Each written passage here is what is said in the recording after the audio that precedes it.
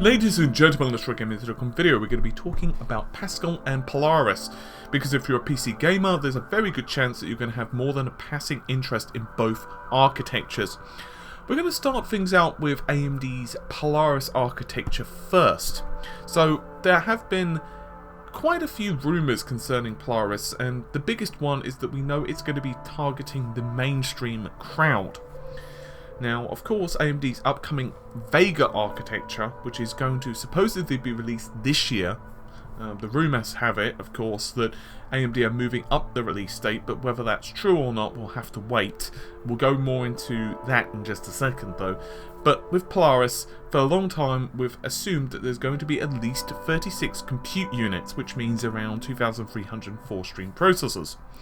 But a new rumour has popped up, which may say that this is not the case, and in fact, Polaris 10 may just have 32 compute units. Now, I'm not 100% behind this rumour, and we'll go into why in just a second, but I'll read out the specifications first, because we have rumours concerning Polaris 10 and Polaris 11. Polaris 11, just to clarify, is the lower end of the card, which, as I've said before, is fairly counterintuitive, to say the least. Anyway, so Polaris 10, the high end of the two, is codename Ellesmere and features 32 compute units, 2048 stream processors with a computing performance of about 5.5 T-flops. That's a TDP of just 150 watts with a base clock of 1350 MHz. Now, supposedly, it's going to be utilizing GDDR5 memory, but there is a possibility we might even say GDDR5X, but that's not been confirmed.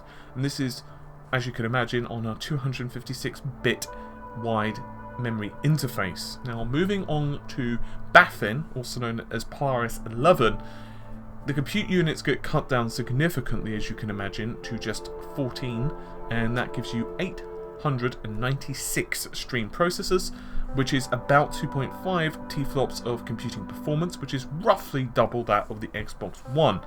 And that TDP is just 50 watts, with a base clock of 1395 MHz. I'm going to make the assumption that the boost clock is going to be around the 100 to 150 MHz, but that's unconfirmed. And of course, as you can imagine, there is less memory. It's only 4 GB, which is still a significant chunk of change. And that is just on a 128-bit interface. Now, primarily, Polaris 11 is going to be used in low power solutions. So, for the sake of argument, that would be mobiles, like, laptops, that type of stuff. But the reason I believe that these specifications that have been leaked aren't for the mobile Polaris is quite simple. First of all, a couple of different websites have received these specifications. Now, Tech Power Up, who received them, did not note that they were for mobile. They believe they're for desktop. Video Cards believe that they are for mobile because that's the note they got. Now, the reason I believe they're mobile is because if you remember the PlayStation Neo, the PlayStation 4 Neo, supposedly that has 36 compute units. Now, admittedly, you can't necessarily put 2 and 2 together in this case, but I would be very surprised if you had a situation where the high-end desktop part had, let's say, 32 compute units, whereas the PS4.5 or Neo had 36. Unless there is a possibility that we've got some specifications of the Neo wrong, but that would be unlikely. Another reason I'm a bit suspicious about this, and the reason I personally believe these are mobile part specifications, is it would leave quite a large gap in AMD's lineup between Vega, which is, as I said, going to be released this year, supposedly, allegedly, it's going to be released in October, which is quite a lot faster than the Q1 of 2017 that was originally proposed by AMD's own roadmaps. So it just doesn't make sense, because you've got 5.5-ish T-flops. Let's say that the boost pushes it, let's even be generous and say 6, which is still pretty damn good, but there's a lot of room between it and what presumably Vega is going to be putting out. But the good news is, and this is pretty darn sweet, May 18th AMD are going to unveil all, well at least theoretically all, because they are going to host their own live stream. Now, you might be fairly familiar with the date of May 17th, because that's when the NDA for the GeForce GTX 1080 ends. So I guess AMD are hoping to steal some of the thunder for Polaris. Hopefully they're also going to unveil whether we're going to be seeing Vega, or maybe some other high-end Polaris part, but we'll just have to see on that one. Now, unfortunately, most of this, as you can imagine, comes down to whether you believe the rumour or not. Personally, and as I said, personally, I believe that these are mobile parts. I wouldn't be necessarily 100% amazed if they were desktop parts, and maybe AMD have decided to release another Polaris lineup, maybe slightly later on. Maybe they're not getting good yields, maybe it's something completely different. Maybe they've decided to expand the Vega lineup, maybe they don't believe that the GDDR5X memory on this bus is providing enough memory bandwidth. Maybe they want to do something else. I don't know, obviously. Unfortunately, I'm not a fly on AMD's wall. I'm just going by the rumours, which point to me, just for the fact that we've seen various Sysandra database entries which point to 36 compute units. We know, and in fact, that was the lower end. Presumably, well, actually that was the mid-range. Many presume that it could go up to 40 compute units. So, presumably, this is just the mobile version of the GPU. But let's move over to Camp Nvidia. This is not a particularly massive update. It's just to go over the final specifications of the GTX 1080. They have been leaked.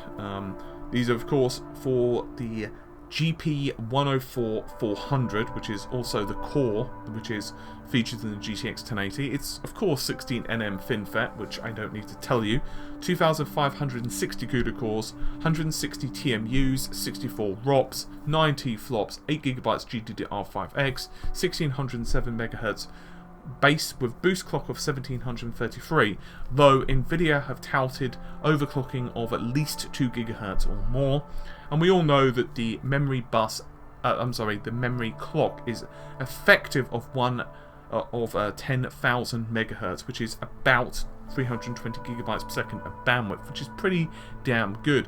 The really interesting thing about this, though, is that you've got just one power connector, one 8-pin, which is very much like the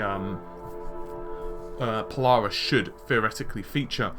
The GTX 1070 is a bit of a question at the moment, because some people are speculating that you're going to get the same memory bandwidth issues which plagued the 970, which is, of course, where a certain percentage of the memory, 512 megabytes in the case of the 1070, was utilising considerably lower bandwidth than the remaining 3.5. Now, whether this is the case, and whether we're going to get to see fewer ROPs or not, remember there were cut ROPs, if memory serves it was 56 rather than the advertised 64, your guess is as good as mine. We do know the T-flop performance of the 1070 is significantly cut over the 1080. Supposedly it's about 6.5, which is quite interesting because it doesn't really take that much to actually bump the Polaris lineup to the, let's say, 6.5 to 7 T-flop range. In fact, just using some fairly simple maths, if we assume 36 compute units was accurate, you times that by, of course, 64, you times that by 2 because 2 operations per clock, which is pretty standard for any AMD GCN architecture, and then you times that by around the 1400 megahertz, which is probably a low boost of the Polaris 10. It's probably going to be higher than that, but let's assume about 1400 megahertz. Then you do indeed get to about the 6.5-ish range with this card. So theoretically, if AMD were to go for the full 40 compute units. I'm just going to quickly do the math for you while I'm talking. 40 times 64 equals 2,560, as we all know, times 2 because 2 operations per clock, times 1400, and that gives us about 7.1, 7.2 depending on the boost, which is not bad. So even if you say 7 to 7.2 as a range, AMD theoretically should be able to compete with the GTX 1070, but whether they're going to be able to compete with the 1080 doesn't look like it with Polaris. But as we know, they're competing in terms of pricing, so it's going to be a very interesting couple of weeks on how both companies deal with this. Anyway, hopefully you've enjoyed the video. I'll see you soon. Take care. Bye for now.